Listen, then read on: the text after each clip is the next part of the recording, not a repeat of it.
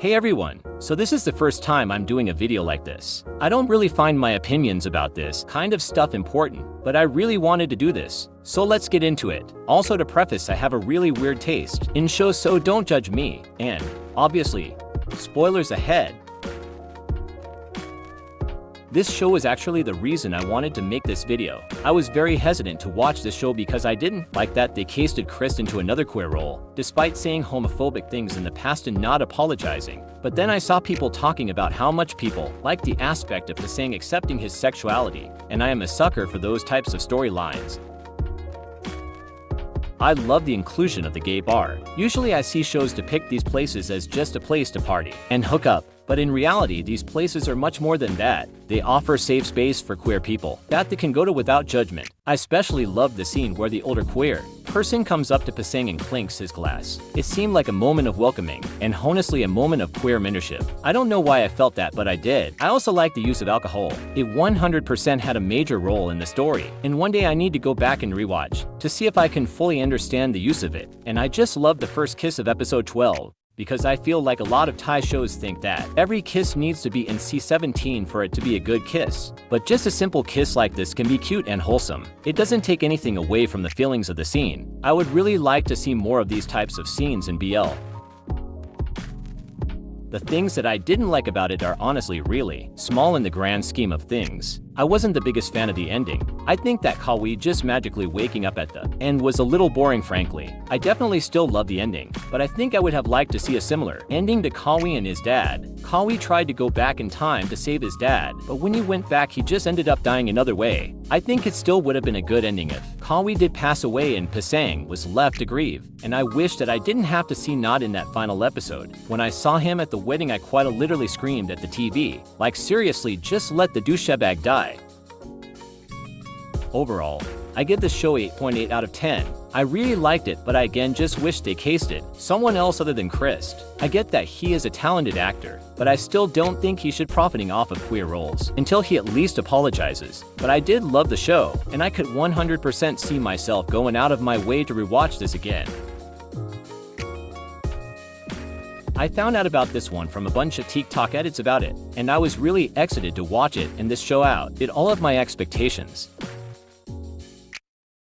I suggest getting a snack for this part, cause you're gonna be here for a while. Everything from the acting to the cinematography, to the soundtrack to the writing. The part where I really started to like the show was in the dreaded episode 6, and I know this episode played so many of us. I was sitting there thinking that this was just gonna be just a cute confession episode, with a whole montage of them being cute and in love, and then they decided to play with my emotions by ending the episode with Ji-yeon drowning. At first I was in denial, like, there is no way they killed him off in episode 6, and then they opened episode 7 with the most depressing, desaturated coloring I've ever seen in my whole life. And I need to preface this with I don't really like read shows or movies. I'll tear up or get emotional, but I will never full-on cry. This scene made me cry like I haven't cried in years. I was ugly crying, but at this point I'm still in denial. But then this character says this.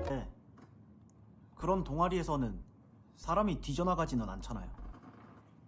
That was the day my life ended. I ended up being right in the end cause Ji-yeon did survive. But still, I could go on forever about how much I love this show, but I don't want this video to be 3 hours long. Nothing. I hated nothing about this show. Future shows can try and compete with them, but they will never be the 8 cents. I may be a little upset about Yoonwon not being a lesbian, but then again, I am heavily biased toward gay man and lesbian solidarity. Overall, I give this show a 15 out of 10. It's been months since I've seen this show, and I still think about it every day. I never really planned on watching the series, cause I don't really know anything about Bin and Fooin as actors, but I eventually caved in and watched it, and after watching episode 3 I got hooked, and binged the whole thing in one night. I love the scenes of Palm reconnecting with his mom. I know some people may not forgive her for leaving Palm and his dad, but I honestly understand her. She was a young mom and wasn't ready for that life. And to see that she was at least making an effort to reconnect with him hit me right in the mommy issues. The other scene I loved was Palm finally screaming. Throughout the entire series I was just waiting for Palm to break or snap. He had put all of this pressure on himself to protect Noon, and as someone who relates to Palm in that manner, you cannot survive all that pressure, and you will eventually crack. And I was on the edge of my seat the entire series, waiting for the scene, and just the entire part in the hotel room made me really emotional. It was just unbelievably depressing and beautiful at the same time.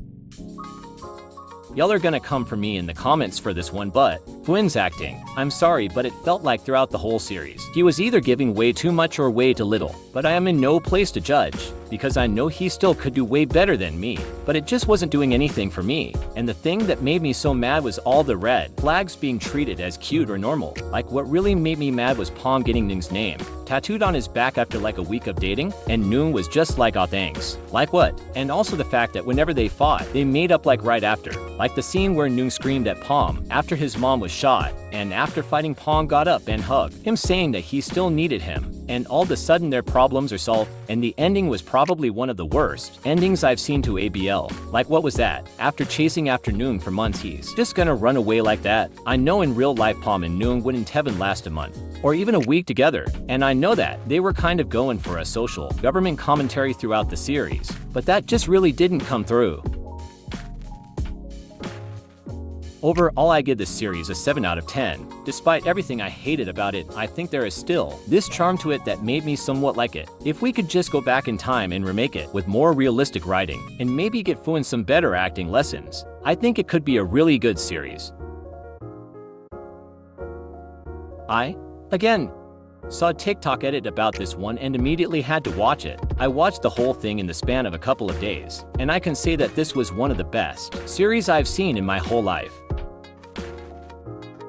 The thing that made me watch it was that one of the characters was trans, and I instantly knew that I had to watch it. I have never seen a trans character in ABL or media in general, so this was really exciting to see. And what I loved was that the trans character wasn't a side character, they were the main character. And what's more than that is that them being trans was embedded into the plot. This wouldn't be the same plot if it wasn't for the character being trans, and I honestly just need to show you the scene in full. 我们从小就认识，你觉得我有可能像你海外遇到那些人一样欺负你吗？你为什么就不相信我？你为什么要来这里？我只是想确定。你要确定什么啊？我是庄启文，我是男生，我不是你记忆里面那个文文，你还要问什么？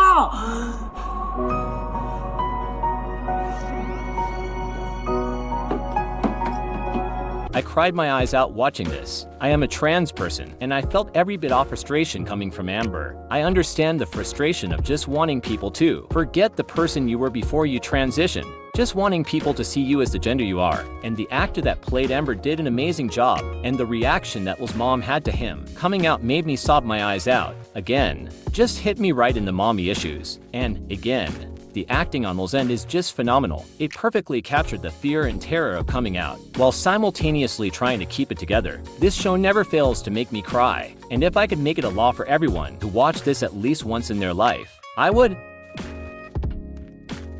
I wish we didn't have to spend so much time in the first couple, just because I felt like I need more time to dive into Will and Amber's storyline. I wanted to see more of what Amber went through in England, and see him be vulnerable with Le about his trans experience, and what happened to each other in the past 10 years.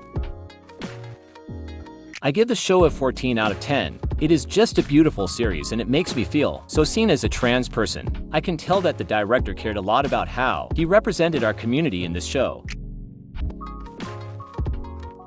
I was watching this just because I had seen Gemini and Fourth in Moonlight Chicken, and I wanted to see what other stuff they've been in, and let me tell you, it was worth it.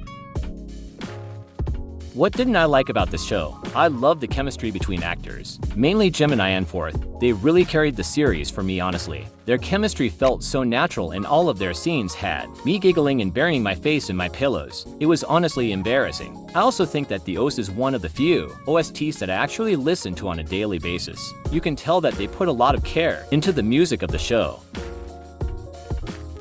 I needed more TUM4. Oh my fucking god, I immediately fell in love with them the second they showed their little bit in the music video. I know they got their moments in their Sky episodes, but I still need more. I may be saying this because I love Mark, but come on. I give the show a 10 out of 10. It is a masterpiece and I need a season to write now. If I don't get it, I'm suing GMMTV.